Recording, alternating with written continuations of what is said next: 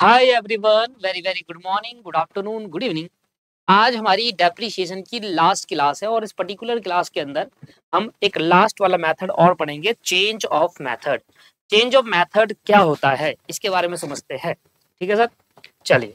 तो मैं आपको कॉन्सेप्ट एक्सप्लेन करता हूँ थोड़ा सा जल्दी से फास्ट मैनर में, फिर हम एक क्वेश्चन करेंगे और खत्म करेंगे टॉपिक को।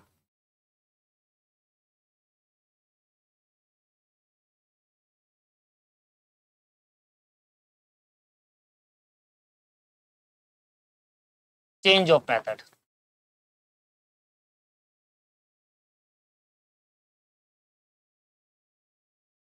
देखिए दोस्तों, चेंज ऑफ मेथड का कॉन्सेप्ट क्या है। मैंने एक मशीन खरीदी है 10 लाख रुपए की, जिसमें अभी तक 4 साल तक मैं अपने मशीन पे स्ट्रेट लाइन मेथड से डेप्रिसिएशन चार्ज कर रहा था। अब चौथे साल में कंपनी ने डिसाइड करा कि हम ना स्ट्रेट लाइन मेथड को चेंज करके अब डब्ल्यूडीवी मेथड आगे कंटिन्यू फॉलो करें। तो 4 साल तक तो मैं स्ट्रेट लाइन मेथड फॉलो करता रहा। ठीक है जी। लेट सपोज कि 1 अप्रैल को मैंने यहाँ पर एक नई मशीन खरीदी है और 10 साल की इसकी लाइफ है, 10 ईयर की लाइफ है। ठीक है जी, मशीन की 4 सालों तक, अप टू 4 ईयर, 4 सालों तक मैं ना स्ट्रेट लाइन मेथड से डेप्रिसिएशन चार्ज करता था। इस मशीन पर स्ट्रेट लाइन मेथड डेप्रिसिएशन करता था 10% के रेट से, सीधा सीधा 1-1 लाख रुपए में। मशीन की कॉस्ट मान लेते हैं 10 लाख रुपए की, तो 1-1 लाख रुपए हर महीने हर साल में माइनस करता था। अब कंपनी ने यहाँ से डिसाइड करा, कंपनी ने डिसाइड किया कि हम मेथड में चेंज करेंगे। Decide to change in method of depreciation.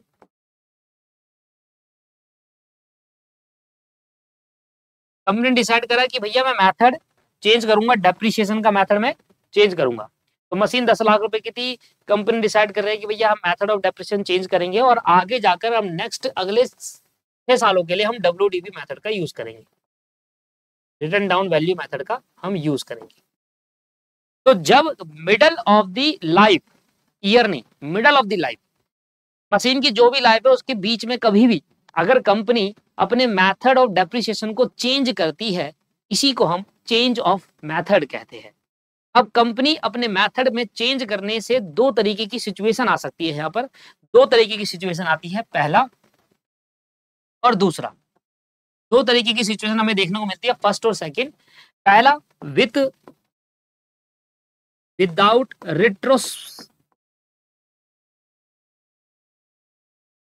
Retrospective effect.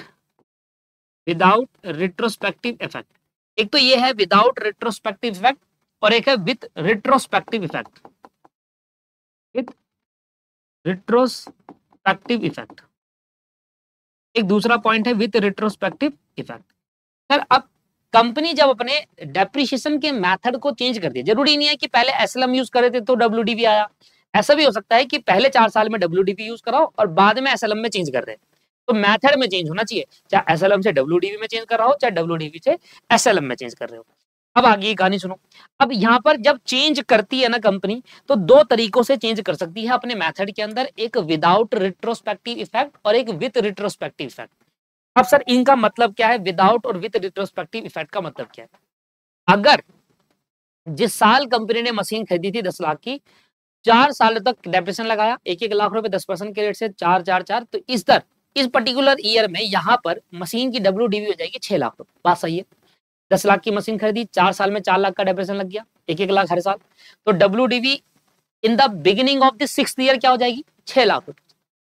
अगर अब इन्होंने क्या करा, अपना इस पर्टिकुलर पीरियड में जहां पर डब्ल्यूडीबी जो थी वो 6 लाख रुपए थी मशीन की, और यहाँ पर उन्होंने मेथड चेंज करा। अब जो डेप्रिसिएशन कंटिन्यू करेंगे वो डब्ल्यूडीबी मेथड करेंगे, यहीं से चालू होंगे। अभी तक जो हो गया था सो हो गया था, उसको भूल जाओ। अभी तक जो एसएलएम मेथड में हमने डेप्रिसिएशन लगा दिया, कोई बात नहीं, उसको अब इग्नोर कर दो। अब यहाँ पर जो मेथड चेंज हुआ, अब यहाँ से आगे क्या लगेगा, डब्ल्यूडीवी में लगेगा। अब 6 लाख पर 10% निकालूंगा, डब्ल्यूडीवी पे 10% निकालूंगा, 60,000। अब डब्ल्यूडीवी मेथड चलेगा। जब कंपनी ऐसे मेथड चेंज करती है जहां पर कहती है कि भैया देखिए, पहले जो एसएलएम लग चुका था वो ठीक है, लग गया, अब आज जब मेथड चेंज कर रहा हूं तो आज के बाद से डब्ल्यूडीवी ही फॉलो करा जाएगा और डब्ल्यूडीवी मेथड के हिसाब से डेप्रिसिएशन चार्ज किया जाएगा। इसको दोस्तों कहा जाता है विदाउट रिट्रोस्पेक्टिव इफेक्ट। इसका मतलब होता है कि मुझे डेप्रिसिएशन का जिस दिन मेथड चेंज हुआ उसी दिन से अब नए मेथड से डेप्रिसिएशन चालू कर दो, और जो पुराना लग चुका है वो ऐसा का वैसे ही रहने दो, जो लग गया लग गया, जो पीएनएल में चले गया चलेगी। ठीक है जी, that is called without retrospective effect. अब विद रिट्रोस्पेक्टिव इफेक्ट का मतलब आप समझ गए होंगे। कंपनी कह रही है भैया देखो हम मेथड तो भले ही छठे ईयर में चेंज कर रहे हैं, पर हमें ये भी कंसीडर करना है जो मेथड अगर हम मिडल ऑफ द लाइफ में चेंज कर रहे हैं पर हमें डेप्रिसिएशन शुरू से डब्ल्यूडीवी चाहिए। हमने भले ही यहां पर अपना मेथड चेंज करा हो, डब्ल्यूडीवी यहां से आगे लगा रहे हो, पर हमें जो डेप्रिसिएशन लगाना है पूरे साल वो शुरू से होना चाहिए। इसको with retrospective effect. With retrospective effect का मतलब होता है कि भले ही आप मिडल ऑफ द लाइफ में डेप्रिसिएशन का मेथड चेंज करो, बट आप जो मेथड नया लेकर आ रहे हो जैसे डब्ल्यूडीवी, तो वो मेथड आगे से नहीं बिल्कुल शुरू से दोबारा लगाओ, डब्ल्यूडीवी से चलो, और जो एलएसएम से लगा चुका वो इग्नोर करो और डब्ल्यूडीवी शुरू से लगाते हुए चलो। इसको कहते हैं विद रिट्रोस्पेक्टिव इफेक्ट। अब सर देखो विदाउट रिट्रोस्पेक्टिव इफेक्ट तो बहुत इजी हुआ।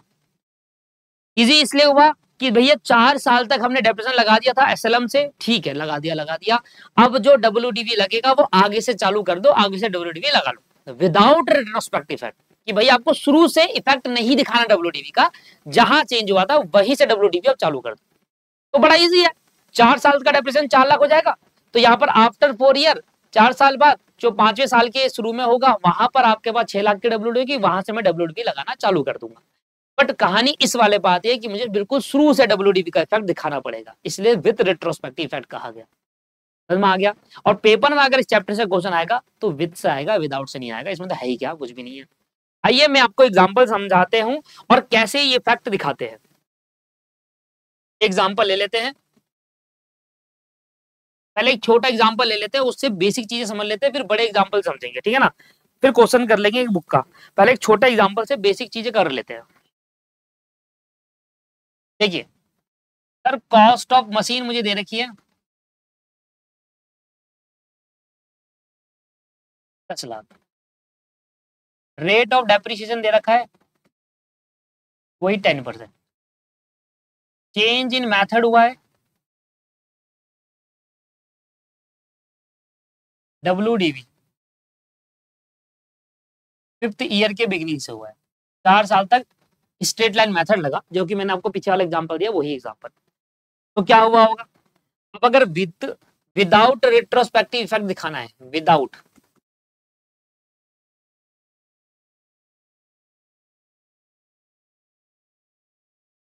अगर आपको विदाउट रिट्रोस्पेक्टिव इफेक्ट दिखाना है तो उसमें क्या करना होगा? उसमें हमें देखना होगा भैया देखो 5वें साल तक डब्ल्यूडीवी क्या थी, डब्ल्यूडीवी क्या रही होगी बिगिनिंग ऑफ 5th ईयर, 5वें साल के बिगिनिंग में डब्ल्यूडीवी क्या रही होगी? सिंपल है भाई, 10 लाख का 10 लाख की मशीन है, पहले साल में 4 लाख, पहले साल में 1 लाख, दूसरे साल में 1 लाख, तीसरे साल में 1 लाख, चौथे साल में 4 साल तक 4 लाख रुपए डेप्रिशिएट हो गया होगा। तो 5वें साल के शुरू में मेरी जो मशीन की वैल्यू है वो 6 लाख रुपए रह गई। अब यहां से मैं डब्ल्यूडीवी लगाना चालू करूंगा, डेप्रिसिएशन एट द रेट 10%। अब डब्ल्यूडीवी मेथड क्या कहता है? जो डब्ल्यूडीवी वैल्यू उस पे 10% लगेगा, जबकि स्ट्रेट लाइन मेथड इस पे लगाता है 1-1 लाख। अब डेप्रिसिएशन कितना लगेगा? 60,000 रुपए। यहाँ पर आ जाएगा जी 5,40,000, और इस तरीके से आप आगे कंटिन्यू होगा। इसको बोलेंगे डब्ल्यूडीवी 6th ईयर के बिगिनिंग में। फिर से आप डेप्रिसिएशन कैलकुलेट करेंगे 10%, और ये इजी हो गया भाई। 5,40,000 का लगेगा 54,000 रुपए आ जाएगा, और माइनस करेंगे आपका आंसर आएगा, एंड सो ऑन, इस तरीके से चलता चलेगा 10 सालों तक। तो इसमें कोई प्रॉब्लम तो है ही नहीं, इसमें कोई दिक्कत तो हुई नहीं। विदाउट रिट्रोस्पेक्टिव इफेक्ट में क्या बोला गया भाई? जिस साल मेथड चेंज करा वहां से डब्ल्यूडीवी लगाना चालू कर दो, बस बात खत्म। बट सर सबसे इंपॉर्टेंट चीज है कि भाई विदाउट रिट्रोस्पेक्टिव इफेक्ट, ये है सबसे इंपॉर्टेंट। इसके हमें क्या करना होगा? इसमें हमें क्या करना होता है दोस्तों? स्टेटमेंट ऑफ कंपैरिजन बनाना होता है, विदाउट नहीं, with retrospective effect, with retrospective effect. अब विथ रिट्रोस्पेक्टिव इफेक्ट का मतलब क्या हुआ? देखिए जो 5वें साल का शुरुआत है, 4 साल तक डेप्रिसिएशन लगाया, मतलब ये हमारा 5वें साल का बिगिनिंग है, 5th ईयर का बिगिनिंग है, ठीक है ना? अब यहां से तो डब्ल्यूडीवी चलेगा, मुझे तो यहां से कोई दिक्कत नहीं है। दिक्कत ये है कि आज मैं 5वें साल के बिगिनिंग में खड़ा हूं, आज मेथड चेंज हुआ है भाई, 4 साल की अकाउंटिंग में कर चुका हूं, तो जब 4 साल की अकाउंटिंग में कर चुका हूं, क्या मैं दोबारा 4 साल की दोबारा से अकाउंटिंग करूंगा? कभी नहीं कर पाएंगे सर। भाई 4 साल की अकाउंटिंग करने का मतलब पता है क्या है, कि आपने 4 साल में सारे मशीनरी अकाउंट बनाए, सब में एसएलएम मेथड लगाया, वो सारे डेप्रिसिएशन आपने पीएल में डाले एसएलएम के बेसिस पर, फिर आपने बैलेंस शीट बनाई, नेट प्रॉफिट निकाले, ये सब। तो अगर आप मशीन अकाउंट चेंज करोगे तो इसका इंपैक्ट पीएनएल में और बैलेंस शीट में भी जाएगा। तो 4 साल की अकाउंटिंग में दोबारा नहीं कर सकता, मैं दोबारा डब्ल्यूडीवी मेथड यहां से अप्लाई नहीं कर सकता सर, गड़बड़ हो जाएगी, क्योंकि मुझे 4 साल की अकाउंटिंग फिर से करनी पड़ेगी और इतना समय नहीं है, हमें 5 साल की अकाउंटिंग करनी है। तो हमें क्या करें ऐसा जो विथ रिस्पेक्टिव फैक्ट से हमारा काम बन जाए? देखिए हमें क्या करना होगा, हमें कंपैरेटिव स्टेटमेंट बनानी होगी, और यहां पर हमें करना होगा कि इन 4 सालों में एसएलएम से कितना डेप्रिसिएशन हमने लगाया, और अगर इन 4 सालों में डब्ल्यूडीवी से लगाते तो कितना लगता। इसको बोलते हैं स्टेटमेंट ऑफ कंपैरिजन। एसएलएम से लगाने पे कितना डेप्रिसिएशन हमें लगा 4 सालों में, 4 लाख लगा, ये तो निकल गया। और अगर मैं यही डेप्रिसिएशन लगाता डब्ल्यूडीवी से लगाता तो मेरा टोटल डेप्रिसिएशन कितना होता। अब आप कंपेयर कर लो कि आपने ज्यादा लगाया डब्ल्यूडीवी के हिसाब से एसएलएम में या कम लगाया। अगर ज्यादा लगाया है तो आपने खर्चा ज्यादा दिखा दिया होगा पीएल में, तो उस खर्चे को कम कर दो। और अगर आपने कम लगाया, लेट्स सपोज कि आपने 4 लाख रुपए एसएलएम से लगाया, एसएलएम से आपने जो खर्चा लगा, सॉरी एसएलएम से जो आपने डेप्रिसिएशन लगाया वो 4 लाख रुपए लगा 4 साल का। आपको पता है डब्ल्यूडीवी से हमेशा कम डेप्रिसिएशन आता है, क्योंकि वो रिड्यूसिंग बैलेंस होता है तो कम आएगा। तो अगर आपने 4 लाख का डेप्रिसिएशन 4 सालों में लगाया और अगर डब्ल्यूडीवी से लगाते तो ये मान लो 3.5 लाख रुपए आ जाता। तो आपने एसएलएम से देखा जाए तो एसएलएम लगाने से हमारा हुआ क्या, 50,000 का डेप्रिसिएशन हमने एक्स्ट्रा लगा दिया। अगर हम डब्ल्यूडीवी लगाते शुरू से तो हमारा 350 का डेप्रिसिएशन होता, पर वो 4.5 लाख का डेप्रिसिएशन 4 लाख का डेप्रिसिएशन लगा दिया ड्यू टू एसएलएम। तो जो 50,000 आपने एक्स्ट्रा डेप्रिसिएशन चार्ज कर दिया था इन 4 सालों में, जो पीएनएल अकाउंट के डेबिट साइड में जा रहा, उसको क्रेडिट करके उसका इफेक्ट खत्म कर देंगे। तो 4 लाख का डेप्रिसिएशन लगाना था 3 लाख 3.5 लाख डब्ल्यूडीवी के हिसाब से, तो 50,000 को गैप है उसको खत्म कर देंगे इनकम मान के, और एक एडजस्टमेंट एंट्री पास करके जो इफेक्ट था एसएलएम का उसमें डब्ल्यूडीवी का इफेक्ट दिखा देंगे और एक्स्ट्रा डेप्रिसिएशन जो होगा उसको हटा देंगे। तो शुरुआत से ही डब्ल्यूडीवी आ जाएगा, तो शुरुआत से नई अकाउंटिंग नहीं करनी पड़ेगी, एक एडजस्टमेंट एंट्री पास करनी होगी बस। ये था प्योर कंसेप्ट जो मैंने आपको समझाया। अब जरा आगे आ जाते हैं, अब यहां पर आते हैं कंपेरेटिव स्टेटमेंट।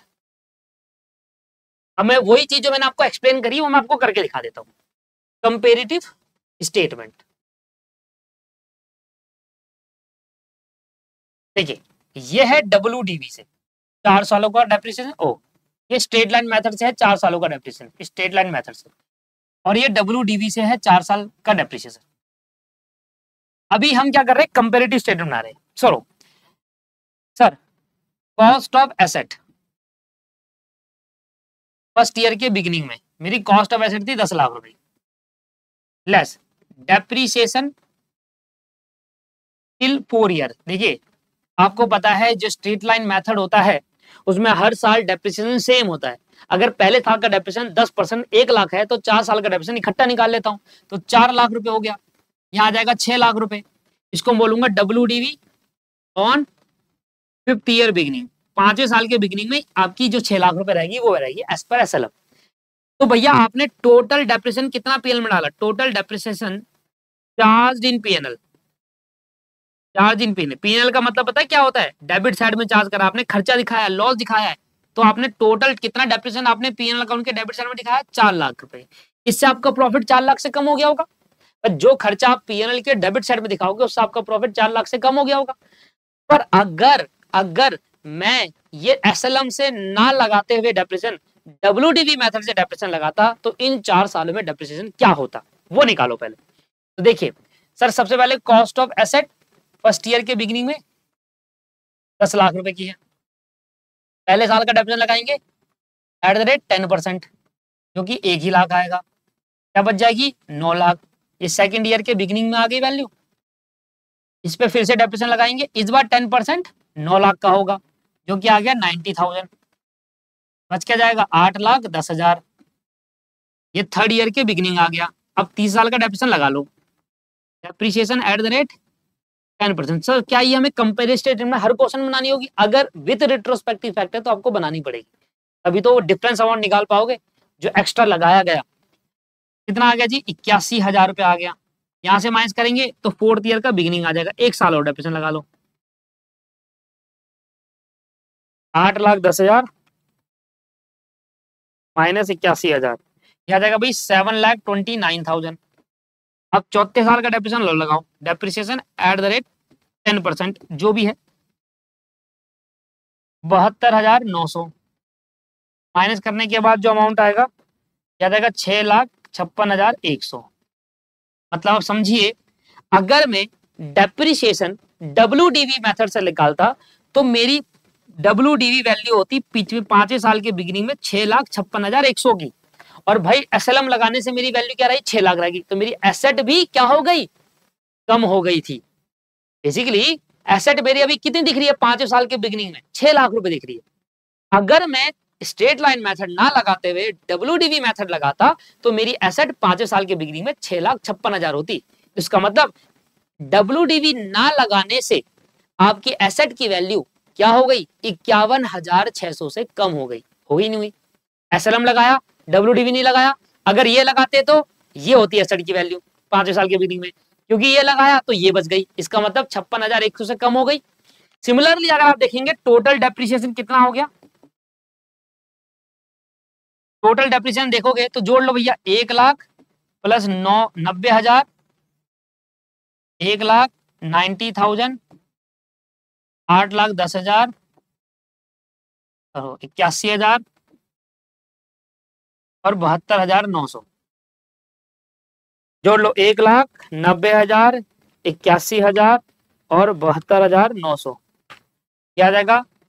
3,43,900। समझिए इन दोनों का डिफरेंस क्या आया, ये देखिए। इसका मतलब देखो, अगर मैं यहां कहूं तो जो डिफरेंस आता है वो ये आया कि भैया अगर मैं स्ट्रेट लाइन मेथड से डेप्रिसिएशन जो लगा चुका, स्ट्रेट लाइन मेथड से तो फॉलो करते हुए आ रहे हैं, आज मैं 5 साल के बिगिनिंग में हूं, तो मैं ऐसा क्या कहूंगा 5 साल के बिगिनिंग में कि मैं 4 लाख का डेप्रिसिएशन लगा चुका हूं, PNL में डाल चुका हूं। स्ट्रेट लाइन मेथड से करके आया था मैं, तो 4 लाख का डेप्रिसिएशन मैं लगा चुका हूं। अगर मैं इन 4 सालों में जो बीत गए हैं इनमें WDV लगाता तो मेरा डेप्रिसिएशन इतना ही ज्यादा PNL में। तो स्ट्रेट लाइन मेथड से कितना डेप्रिसिएशन एक्स्ट्रा गया? 56,100, वही 56,100 आपका डेप्रिसिएशन एक्स्ट्रा गया। तो क्या हुआ होगा? सुनो, ये 56,100 कहां गए होंगे? PNL अकाउंट के डेबिट साइड में गए होंगे, जिससे मेरा प्रॉफिट कम हो गया होगा। अब इसको ठीक करने के लिए क्या करूं? जो आपने 56,100 ज्यादा खर्चा दिखा दिया, उसको खत्म करने के लिए आप उसके क्रेडिट साइड में डालकर नेट इफेक्ट खत्म करोगे, है ना? जरा मैं आपको इस तरीके से समझा देता हूं।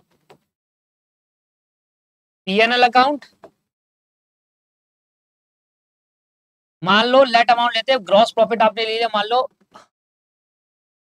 5 लाख का, ठीक है जी। यहां पर आपने SLM से डेप्रिसिएशन डाला 4 लाख रुपए, तो आपका नेट प्रॉफिट कितना आया? आपका नेट प्रॉफिट कितना आएगा जी? 1 लाख। क्लियर? पर अगर सेम चीज PNL अकाउंट बनाते और आपका वही अमाउंट ले लो, यही ले लो जी, ग्रॉस प्रॉफिट ले लो आप अपना 5 लाख रुपए, और अगर आप WDV से डेप्रिसिएशन डालते तो आप कितना डालते भाई? 3,46,000, 43,900, 3,43,900, 3,43,900। तो मेरा प्रॉफिट देखो बढ़ता नहीं बढ़ता? मेरा नेट प्रॉफिट कितना हो जाता भाई? 5 लाख में अब 3,43,900 हो जाता, तो 1,56,100 से प्रॉफिट बढ़ जाता। तो अगर आप WDV से डेप्रिसिएशन लगाते तो आपका प्रॉफिट आता 1,56,100। एक एज्यूम अमाउंट से ले रहा हूँ, सिर्फ कंपेरिजन करके दिखाते। और अगर आप क्योंकि SLM से लगा के आ चुके हो तो आपका प्रॉफिट कितने से कम हो गया? इतने से कम हो गया। तो ठीक करने के लिए क्या करना होगा कि भाई जो एक्स्ट्रा पार्ट आपने खर्चा दिखाया है, इस खर्चे को इतना दिखाया है, इतना दिखाना चाहिए था WDV के हिसाब से, आपने ज्यादा दिखा दिया 56,100, तो यहाँ पर भेज देंगे ना, यहाँ पर भेज देंगे कि हमने 56,100 ज्यादा दिखा दिया, वो यहाँ पर पुट कर दिया। और जैसे ही 56,100 यहाँ पर दिखाया तो आप देख लो 5,56,100, 4 लाख माइनस करेंगे 1,56,100 आ जाएगा, सेम आ जाएगा। तो हमने जो एक्स्ट्रा खर्चा दिखा दिया उसके लिए हमें क्या करेंगे? एक एडजस्टमेंट एंट्री पास करेंगे, और उस एडजस्टमेंट एंट्री से क्या होगा? हमारा जो इफेक्ट है WDV का वो रिट्रोस्पेक्टिव हो जाएगा, शुरू से WDV चल जाएगा। सिर्फ डिफरेंस अमाउंट का हमने एक एडजस्टमेंट बनाया, तो यहाँ पर हमें क्या करना होगा, एडजस्टमेंट एंट्री पास करनी होगी। अब इतनी बात तो समझ में आ गई है ना कि भैया मैंने अपना 4 लाख रुपए दिखाया था, इतना दिखाना चाहिए था डब्ल्यूडीवी के हिसाब से, मतलब 56,100 मैंने इतना खर्चा ज्यादा दिखाया है। खर्चा ज्यादा दिखाया है, इसका मतलब आपने डेबिट साइड में ज्यादा दिखा रखा है। अब ठीक करने के लिए क्या करना होगा, क्रेडिट में भेजना होगा। तो एंट्री क्या पास करूंगा, एंट्री पास करूंगा कि भैया देखो टू पीएनएल अकाउंट, तो हमारा हो जाएगा क्रेडिट, इनकम शो करेंगे। एक्स्ट्रा डेप्रिसिएशन चार्ज करा था, उसके लिए हमने इनकम साइड में डाल दिया, तो खर्चे में 56,100 एक्स्ट्रा दिखाया था, उतना ही 56,100 क्रेडिट साइड में दिखा दो, आपका सेट ऑफ हो जाएगा। तो 56,100 हमने यहाँ पर दिखा दिया। अब डेबिट क्या करूं, सस्पेंस नहीं सर, डेबिट सस्पेंस। अब मुझे बात बताओ, जब आपने 4 लाख का एसएलएम में खर्चा दिखाया था, उससे आपका जो एसेट की कॉस्ट है वो 6 लाख हो गई थी। पर अगर आप 3,43,900 दिखाते डब्ल्यूडीवी के हिसाब से, तो आपकी एसेट की कॉस्ट 6,56,100 होती। तो देखो ना, जो इम्पैक्ट सिर्फ डेप्रिसिएशन में थोड़ी ना आया, इम्पैक्ट सिर्फ खर्चों में थोड़ी ना आया, इम्पैक्ट तो एसेट में भी तो आया है। भाई अगर स्ट्रेट लाइन मेथड से लगाऊंगा तो 5 साल के बिगनिंग में 6 लाख की एसेट है, और अगर ये ना लगाते हुए डब्ल्यूडीवी से लगाते तो 5 साल की एसेट में 5 साल के बाद मेरी एसेट की वैल्यू थी 6,56,100। तो ज्यादा डेप्रिसिएशन लगाने से मेरी एसेट की वैल्यू भी कम होगी, तो उसको भी ठीक करना होगा। तो क्या हुआ है, इन एंड कंक्लूजन ये लिखा कि एसएलएम मेथड से 56,100 का ज्यादा खर्चा दिखा दिया था, और 56,100 से मेरी एसेट की वैल्यू कम हो गई थी। अब ठीक करो, 56,100 से एसेट की वैल्यू बढ़ाओ, और जो ज्यादा खर्चा दिखा दिया था उसको क्रेडिट करके खत्म करो। तो ये एंट्री होगी asset account debit to PNL account 56,100। तो एसेट बढ़ा दी उतने से, और जो खर्चा आपका एक्स्ट्रा दिखा था उसको हमने कम कर दिया। क्या आपको लॉजिक समझ में आया? ये था सर लॉजिक प्योर। ठीक है सर, क्लियर होगी आपको बात? चलो, तो अब यहां पर हम एक क्वेश्चन करेंगे अपनी बुक का, और खत्म करेंगे सर चैप्टर को। Change in method.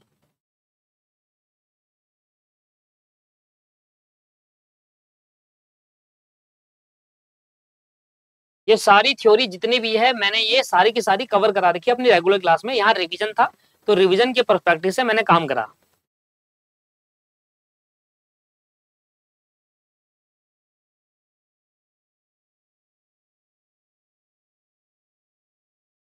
आ जाओ, ये वाला क्वेश्चन कर लेते हैं, 16 क्वेश्चन जल्दी से एक बार। ठीक है, क्वेश्चन पढ़ना ध्यान से, क्या कहता है। अच्छा, एक चीज और भी हो सकती है इसके अंदर, ये तो तब होगी जब मेरा डेप्रिसिएशन मैंने ज्यादा लगा रखा है एज कंपेयर टू वो कम लगना चाहिए था।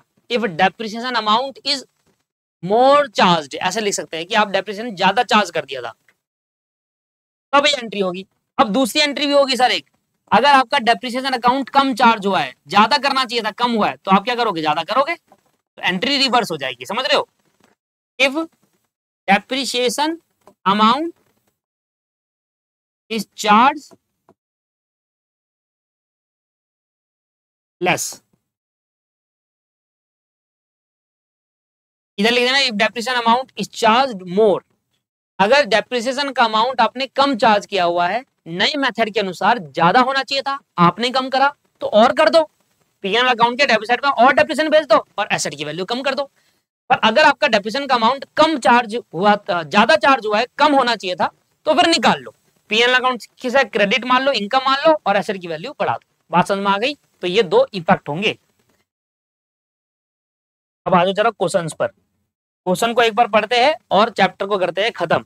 16 क्वेश्चन कहता है, मैसेट हॉट एंड कोल्ड कॉमर्स एक बिजनेस करते हैं। 1 जुलाई 2017 को इन्होंने एक नई मशीन खरीदी है 8 लाख रुपए की।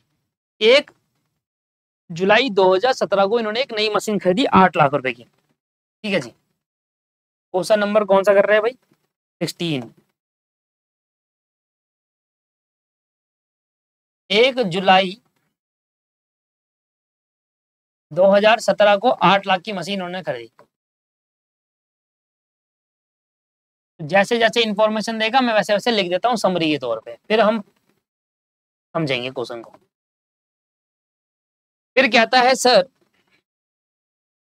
1 जनवरी 2019 को इन्होंने एक दूसरी मशीन खरीदी 6 लाख रुपए की। 1 जनवरी 2019 को इन्होंने दूसरी मशीन खरीदी 6 लाख रुपए की, फिर से परचेज करिए। आगे क्या कहता है, अगेन 1 अक्टूबर 2021 को इन्होंने फिर से मशीन खरीदी 15 लाख रुपए की। 1 अक्टूबर, मैं बड़ा क्वेश्चन करा रहा हूं आपको, मैं चाहता तो छोटा क्वेश्चन करा के भी खत्म कर सकता था अपनी रिस्पॉन्सिबिलिटी को, पर मेरा काम ये है कि इन एंड आपको समझ भी आना चाहिए। सिर्फ ये नहीं कि हाँ भाई पढ़ा दिया बस खत्म करना है, जो कमिट करा था वो खत्म करना है, ऐसा मेरा काम कभी नहीं होता।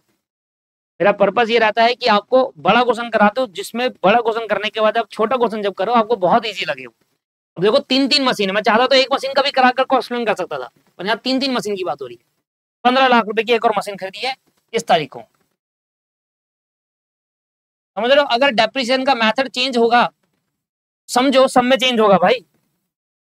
अब आ जाओ, कह रहा है 20% डिमिनिशिंग बैलेंस मेथड से चार्ज करते थे, तो अभी तक इन पे जो डेप्रिसिएशन लगा है वो WDV मेथड से लगाया गया है।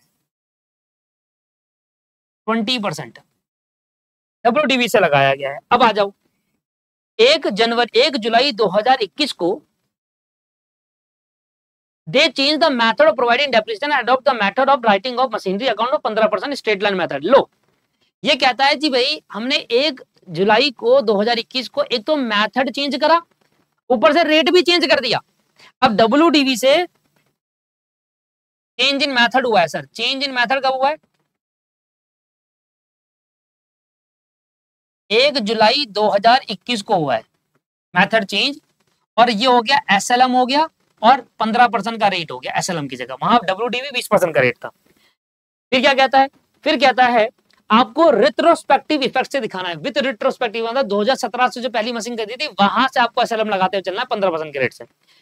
कहता है साल जो खत्म होगा वो 30 जून 2020 को है। कहता है द एडजस्टमेंट मीन बिगेन made in account for the year 30 June 2020। The depreciation has been charge on time basis, ये तो करते ही है। कहता है you are required to calculate the difference in a depreciation to be adjusted machine on 1/7/2021 so the machine account for the year 30 June 2022। ये 22 होगा sir, ठीक है। 2022 तक हमें मशीन का अकाउंट दिखाना है। बात की बात है, पहले यहां पर समझो मुझे किन मशीन का ट्रीटमेंट करना होगा। 1 जुलाई, देखो मेरा जो मेथड चेंज हुआ है वो 1 जुलाई 2021 को हुआ है, तो इससे पहले जो मशीन खरीदी होगी उन पर WDV लगाया होगा, और इसके बाद जो मशीन खरीदी होगी उसमें तो SLM ही लगा। तो मतलब ये जो मशीन है ना, देखो याली, ये 1 अक्टूबर 2021 को खरीदी है, मतलब जब मैंने रेट चेंज कर दिया था, तो इसका मतलब इस वाली मशीन पर SLM लगा है पहले से, तो इसमें मुझे कोई भी फर्क नहीं पड़ेगा, क्योंकि ये मेथड चेंज करने के बाद मशीन खरीदी है 1 अक्टूबर 2021 को, और मेथड 1 जुलाई को ही चेंज हो गया था। तो मतलब मुझे जो कंपेरेटिव स्टेटमेंट बनानी होगी वो इनके लिए बनानी होगी। तो आइए पहले मैं मशीन नंबर 1 की बात करता हूं, कंपेरेटिव स्टेटमेंट।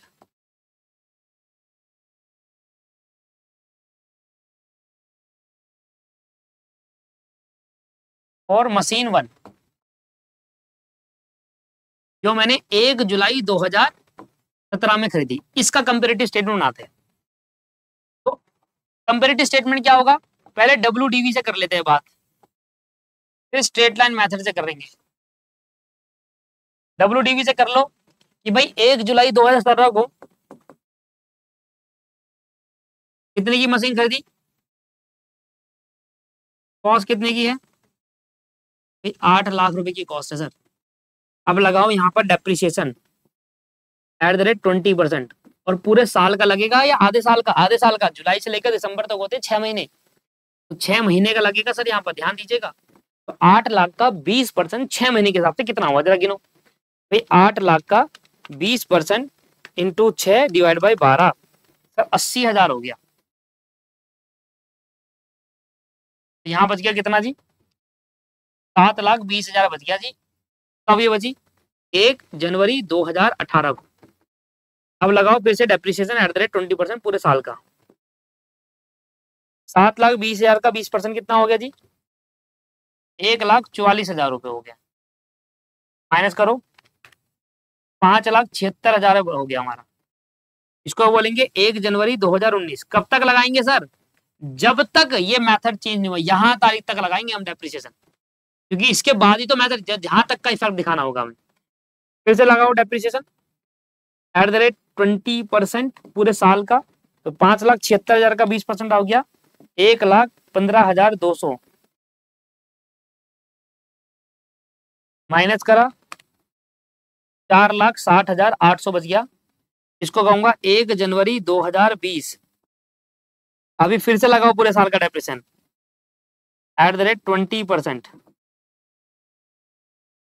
यह आ जाएगा 92,160 माइनस करो, यह आ जाएगा 3,68,640। इसको बोलेंगे 1 जनवरी 2021। सर 21 नहीं, जुलाई तक चाहिए, 6 महीने का और लगाओ अभी। डेप्रिसिएशन @20%, 6 महीने के हिसाब से। फिर 20% निकालो, डिवाइड बाई 2 कर दो, यह आ जाएगा 36,864। अब यहां पर जो बचेगी वैल्यू उसको बोलेंगे 1 जुलाई 2021 तक की वैल्यू ये है।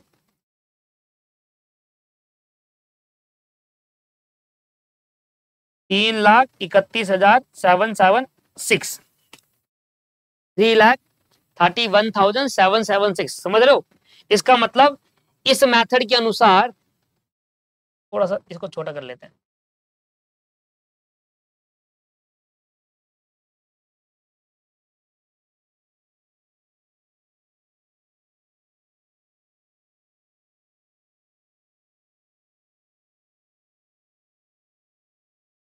सर टोटल डेप्रिसिएशन कितना चार्ज कर चुके हो?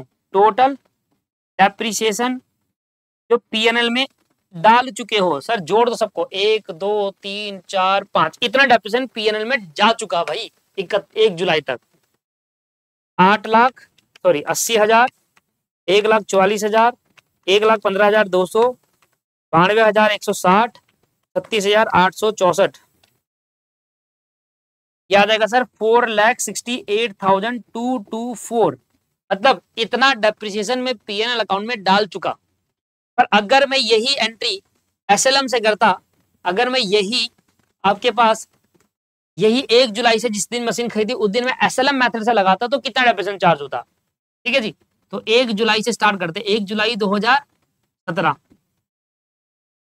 जो कॉस्ट है वो कितनी है? 8 लाख। ध्यान समझना, अरे यार सीधा सीधा निकाल लो ना। टोटल डेप्रिसिएशन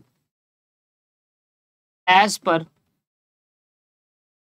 एसएलएम, देखिए इसमें तो आपको सीधा सीधा पता है ओरिजिनल कॉस्ट पे निकलता है ना, 15% है ना।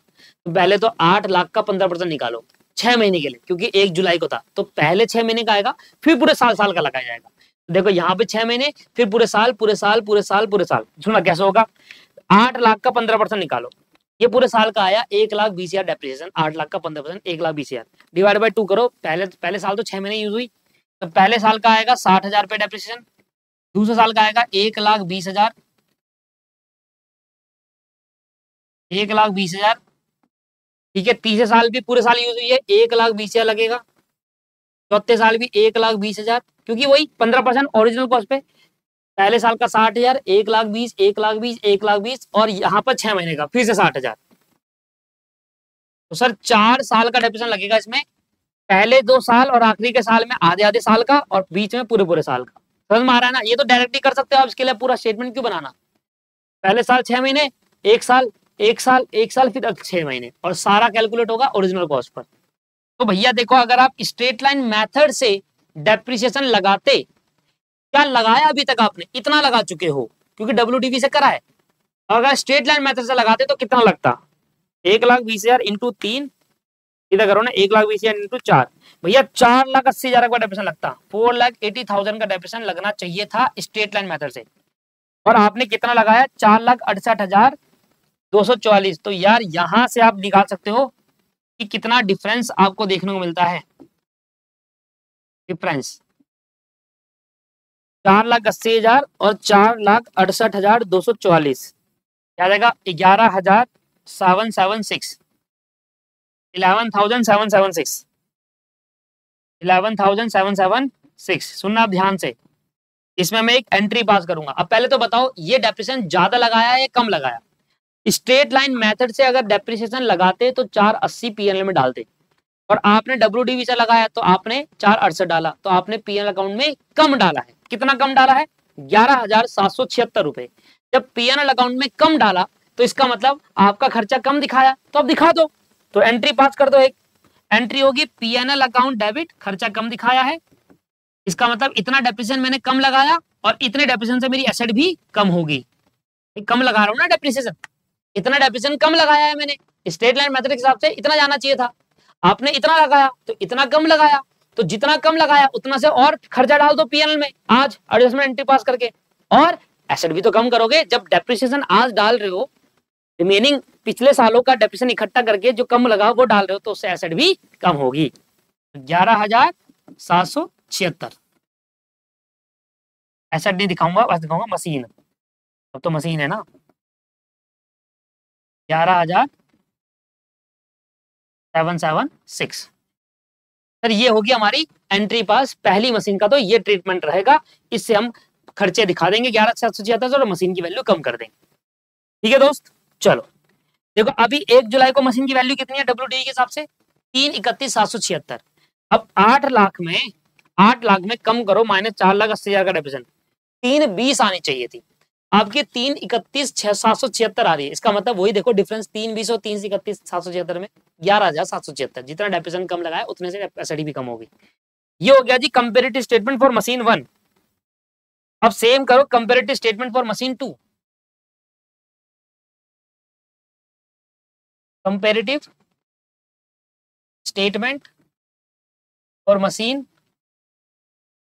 2।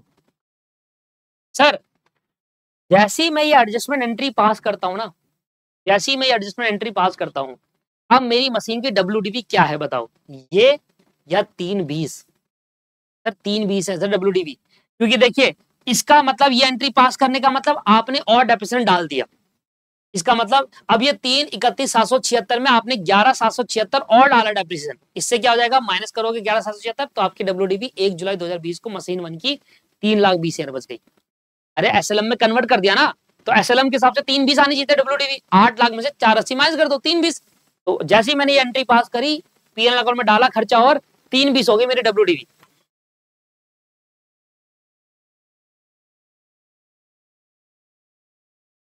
दूसरी मशीन का बता दो सर, 1 जनवरी 2019 को खरीदी थी 6 लाख रुपए की, 1 जनवरी WDV से कर रहा हूं यहाँ पर, 2019 को कर दी थी परचेज 6 लाख रुपए की। अब यहां से लेस कर दो डेप्रिसिएशन @20%, 6 लाख का 20%, 6 दूनी 12, 1,20,000 माइनस करो 480 बच गया। ठीक है, बच गई WDV बच गई 1 जैन 2020 को, इसे डेप्रिसिएशन माइनस करो @20% पूरे साल का, 480 का 20% कितना आ गया 96,000, माइनस करेंगे 3,84,000 आ गया। इसको बोलेंगे WDV 1 जनवरी 2021।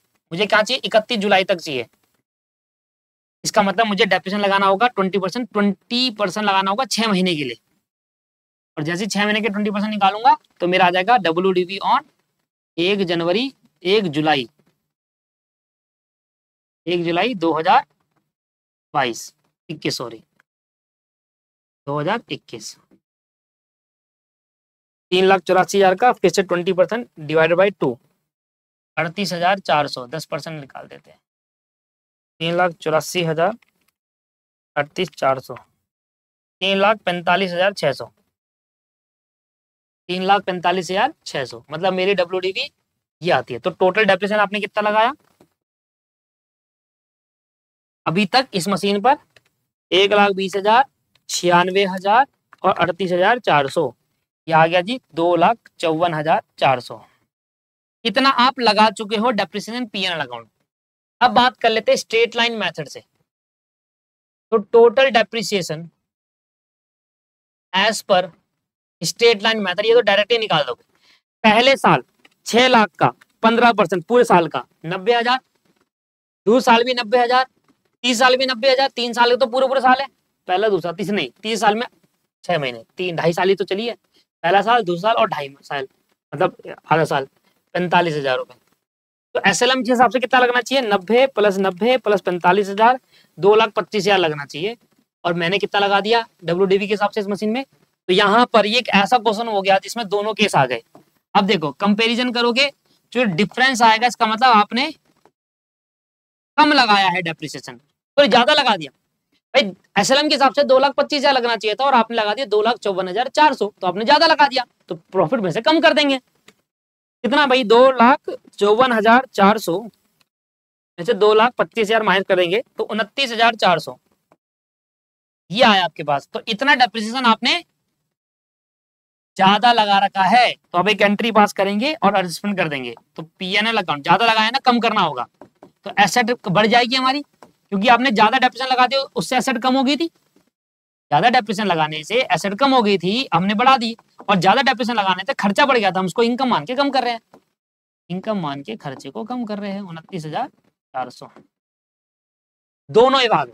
अब मैं एक चीज और दिखा देता हूं आपको।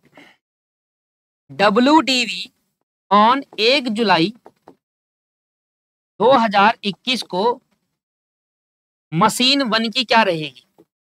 मशीन 1 की WDV है 3,20,000 और मशीन 2 की WDV क्या रहेगी 1 जुलाई 2021 को 6 लाख में। अब ये हो गया ना, इफेक्ट दिखा दिया, तो अब 6 लाख में 2,25,000, तो 6 लाख में 2,25,000 डेप्रिसिएशन लगा दो, 3,75,000, तो ये हो गया 3,75,000। तो मैंने कन्वर्ट कर दिया दोनों इफेक्ट दिखाने के बाद, मेरी मशीन की WDV अब ये हो गई। अब 1 जुलाई से आगे तक, 1 जुलाई से आगे तक जो भी डेप्रिसिएशन लगेगा, अब वो स्ट्रेट लाइन मेथड पे डायरेक्टली लगा सकता हूं मैं। अब स्ट्रेट लाइन मेथड पे भी जब लगाऊंगा तो मेरा डेप्रिसिएशन स्ट्रेट लाइन मेथड जो 15% अप्लाई होगा इस पर थोड़ी ना होगा, भले ये तो WDV है, पर अब जो आगे लग रहा है चेंज इन मेथड वो तो स्ट्रेट लाइन मेथड लग रहा है ना, तो 6 लाख पे ही लगेगा 15% और इधर 8 लाख पे ही लगेगा 15%। चलो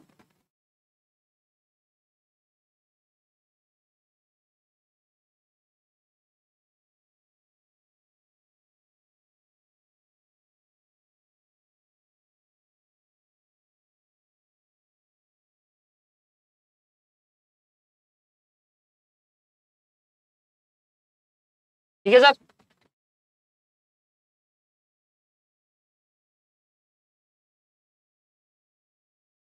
चलिए ये तो हो गया। अच्छा एक चीज और यहाँ पर देखी थी, वो मैंने शायद मिस कर दी है। यहाँ पर एक चीज बोली थी यार, ये ध्यान नहीं दिया यार, ये पूरा क्वेश्चन दोबारा करना पड़ेगा। यहाँ पर बोला था कि देखो जो एडजस्टमेंट आपको करनी है under state line method, adjustment the, यहाँ से पढ़ना क्या बोला इसने, the adjustment being made in account for the year ended इतना। मतलब एडजस्टमेंट जो करनी थी वो 30/6/2020 से स्टार्ट करनी थी। मतलब कैसे करनी होगी एडजस्टमेंट, ये वाली लाइन ध्यान नहीं दी। 1 जनवरी से हम कर रहे हैं ना, 1 जनवरी 2019 से चल रहा है ना, तो अप टू 30 जून 2020 तक का करना था आपको। चलो कोई बात नहीं, हमें इससे मतलब नहीं। हमने क्या कहते हैं, ऐसे भी मैंने रेगुलर क्लास में क्वेश्चन आपको कराया हुआ है पूरा का पूरा, बट हमें मतलब है कॉन्सेप्ट से। कॉन्सेप्ट आपको क्लियरिटी हो गई ना, कॉन्सेप्ट का क्लियरिटी हो गई, और लाइन नहीं ध्यान दी। इन्होंने क्या करा है बेसिकली, मैं आपको बता देता हूँ, फिर आप अगर चाहो तो घर पे इसकी प्रैक्टिस कर लेना। देखिए इन्होंने क्या करा है, 30 जून 2018 को अपना फाइनेंशियल ईयर मान लिया, क्योंकि वो एडजस्टमेंट जो करनी थी 30 जून 2020 तक करनी थी। तो उन्होंने क्या करा, 1 जून से जो जनवरी से फरवरी, और सॉरी जनवरी से आपके पास दिसंबर तक, ये पूरा साल होता है ना, इन्होंने साल क्या काउंट करा है, जुलाई से जून अगले साल, 1 जुलाई से अगले साल जून, ऐसे काउंट किया इन्होंने। 1 जुलाई से अगले साल जून, देखो 1 जुलाई 2017 को चालू हुआ, अगले साल जून। सर जून क्यों माना है, क्योंकि क्वेश्चन ने हमें साफ साफ इंडिकेट दिया था वहां पर कि जून को आप जून तक आपको दिखाना है क्या, एडजस्टमेंट का इफेक्ट जून तक का दिखाना है। तो इन्होंने वही ईयर मान लिया, 1 जुलाई से 30 जून 1 साल होता है, फिर 1 जुलाई 2019 से 30 जून 1 साल हो गया। ठीक है, इस तरीके से 1 जुलाई 2000 से फिर 30 जून 1 साल, तो इस तरीके से इन्होंने 30 जून के हिसाब से लिया हुआ है।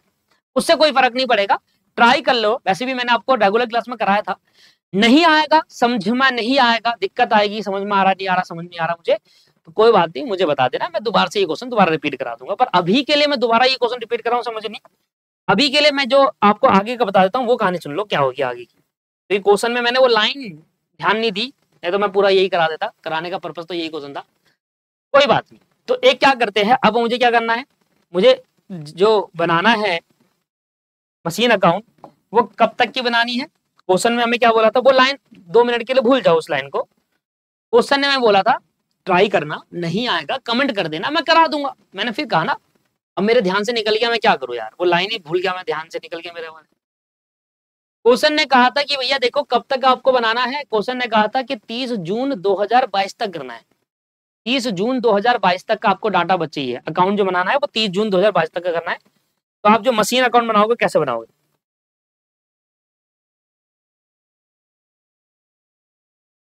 मशीनरी अकाउंट 30 जून 2022, जब क्वेश्चन चेंज कर दिया है,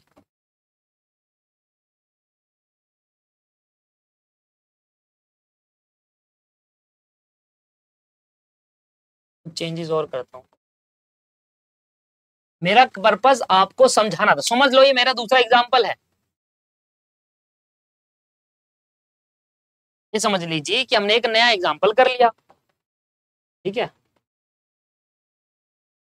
हाँ ये भी एडवांस ही, अमाउंट हो गया, ये पर्टिकुलर हो गया, ये डेट हो गया, ये अमाउंट हो गया, ये डेट और ये पर्टिकुलर। देखिए हमारे को 31 जुलाई तक का डाटा दिया हुआ है, हमें 31 जुलाई, तो मैं उसका बैलेंस भी डाल देता हूं। जनवरी सॉरी 2000 कौन सा था, 21 था, जुलाई 1, जो हमने जो डाटा निकाला, ये जो WDV निकाली है, ये 1 जुलाई 2021 तक का निकाला है, ठीक है सर। वो लिख दो यहाँ पर, टू बैलेंस BD मशीन 1 की और मशीन 2 की। मशीन 1 की है सर 3 लाख, मशीन 1 के 3 20 और उसके 375, इसकी है 3,20,000, जो 1/2017 को खरीदी थी, और इसकी है 3,75,000 जो हमने 1 जुलाई 2019 को खरीदी। तो हमारे पास टोटल मशीन कितने की पड़ी है, 3,20,000 प्लस 3,75,000। अब यहां से आगे हम क्या करेंगे, स्ट्रेट लाइन मेथड अप्लाई करेंगे, 6,95,000 की है। सुनो 21 है, साल कब खत्म होगा इसका, दिसंबर में, तो आ जाओ 2021 दिसंबर 31, तो 6 महीने तक का तो लगा ही चुके थे, इसमें 6 महीने का तक का तो लगा ही था। अब 1 जुलाई से 31 दिसंबर तक हो गए अगले 6 महीने। अब अगले 6 महीने का भी डेप्रेशन लगा लो सर। अगले 6 महीने का डेप्रेशन बड़ा सिंपल सा है, देखो ना, स्ट्रेट लाइन मेथड जाओ, स्ट्रेट लाइन मेथड में क्या करा था, लास्ट के 6 महीने का डेप्रेशन कितना था, 45। ऐसा नहीं करना, ऐसे कर लो, 15% ओरिजिनल कॉस्ट का, 6 लाख का 15% कितना होता है, 90,000 डिवाइड बाई 2, 6 महीने का 45,000, ये मशीन 2 का हो गया। और 8 लाख का 15% हो गया भैया 1,20,000, उसका आधा करेंगे 60,000 होगा, तो 60,000 मशीन 1 में, तो बाय डेप्रीशिएशन आ जाएगा अकाउंट, तो मशीन 1 का 60,000 आ गया और मशीन 2 का आ जाएगा 45,000। इस तरीके से करना है काम, 60,000 प्लस 45,000, ये आ जाएगा जी 1,05,000। ठीक है सर, ये क्लियर हो गया।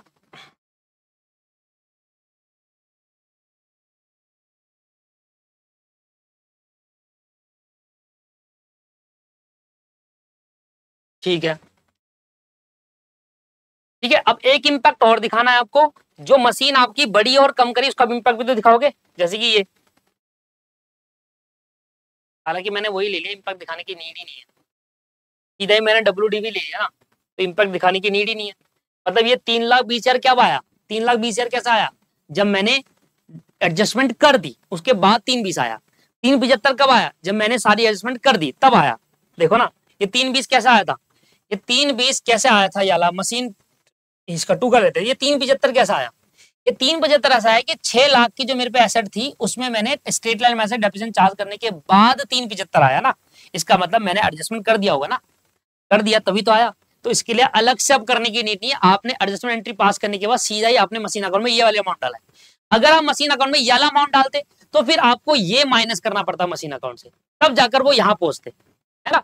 तो 3,45,600 डालते, तो 29,400 माइनस करते इसमें, तब जाके 3,20 में, मैंने डायरेक्टली यही डाल दिया। तो इसका मतलब मैं ये अमाउंट डाल रहा हूं, उसका मतलब सारी एडजस्टमेंट करने के बाद डाला, और यही बेस्ट वे है। आप ये डालने के बाद ये माइनस मत करना, भले ही आपको क्वेश्चन में दिखाई देगा कि हमने डेप्रिसिएशन जो ओवर चार्ज कर दिया था, अंडर चार्ज कर दिया था, उसको हम एडजस्ट कर रहे हैं, हम तो एडजस्ट करने के बाद का अमाउंट डाल रहे हैं मशीन में।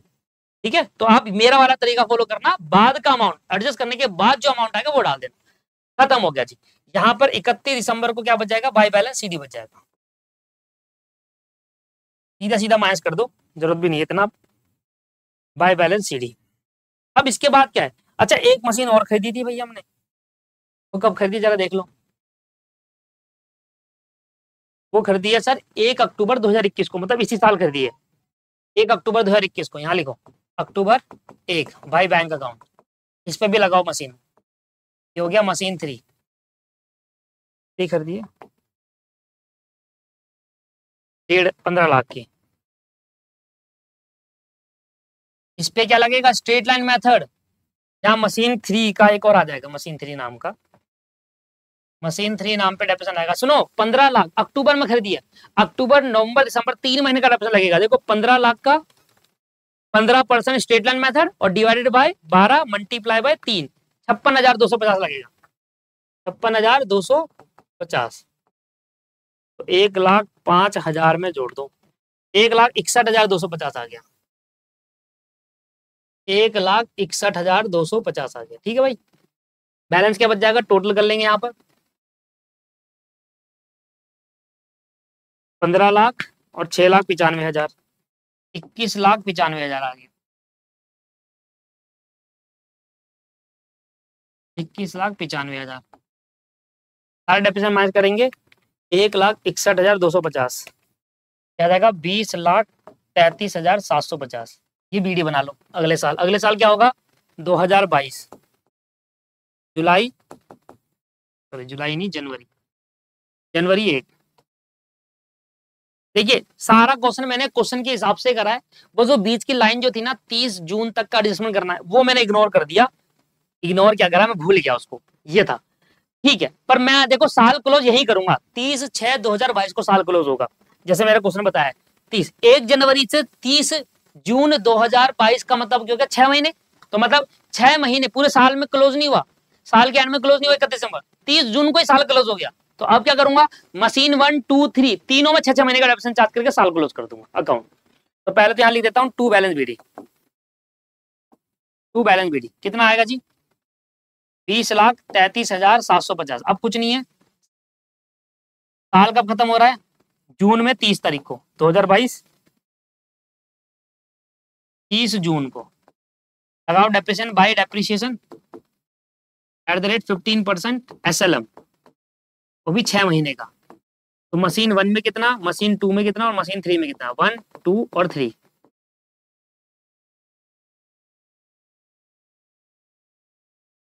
ठीक है, कुछ नहीं करना, SLM में यही तो बेनिफिट है, WDV की नीड ही नहीं होती। मशीन 1 की ओरिजिनल कॉस्ट थी 8 लाख, 8 लाख का 15% डिवाइड बाय 2 कर देंगे तो मशीन 1 पे लगेगा 60,000 का डेप्रिसिएशन, इस पे भी 90,000 था तो 45,000 लग जाएगा। मशीन 2 की कॉस्ट थी,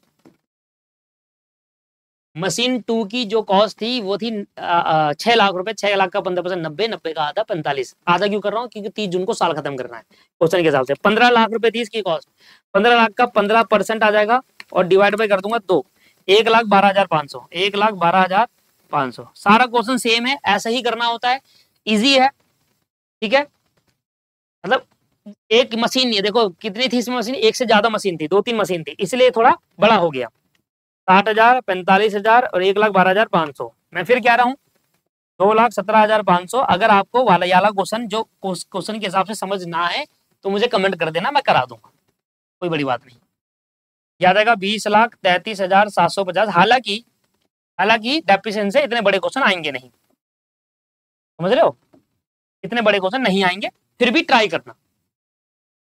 20,33,750 माइनस कर देंगे, यह आ जाएगा 1,81,000, 18 लाख, 1 लाख नहीं 18 लाख, 18,16,250। इसको बोल देंगे बाय बैलेंस सीडी, और वो भी कितनी तारीख को, 30 जून को। देखो जी ये हो गया मेरा क्वेश्चन खत्म। मैं फिर एक बार एक्सप्लेन कर देता हूँ वाला क्वेश्चन, हालांकि ये तो कंप्लीट हो गया, ठीक है ना।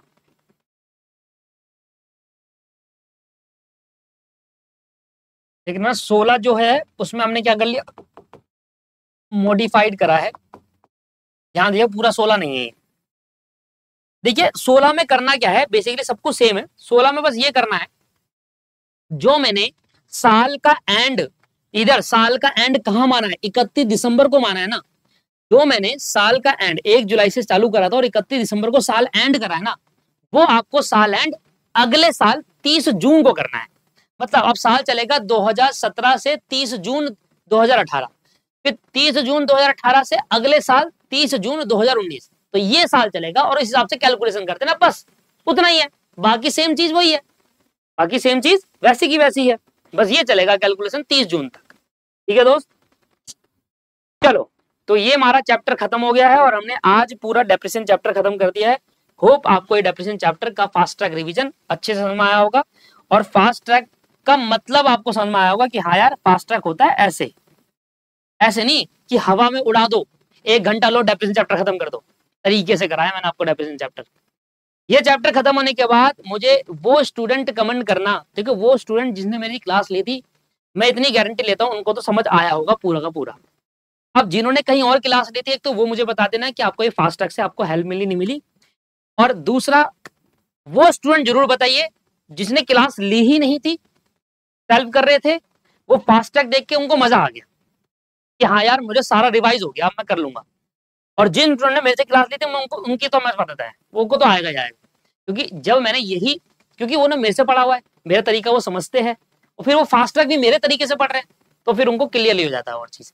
ठीक है दोस्तों, तो यहाँ हमारा ये चैप्टर कंप्लीट हो गया और इस चैप्टर के नोट्स अब कहां पर मिलेंगे आपको, टेलीग्राम चैनल का लिंक डिस्क्रिप्शन में दे दूंगा मैं। टेलीग्राम चैनल है, ग्रुप भी है, ग्रुप में ज्वाइन करना है कर लेना। टेलीग्राम चैनल का लिंक है तो चैनल जरूर ज्वाइन कर लीजिएगा आप।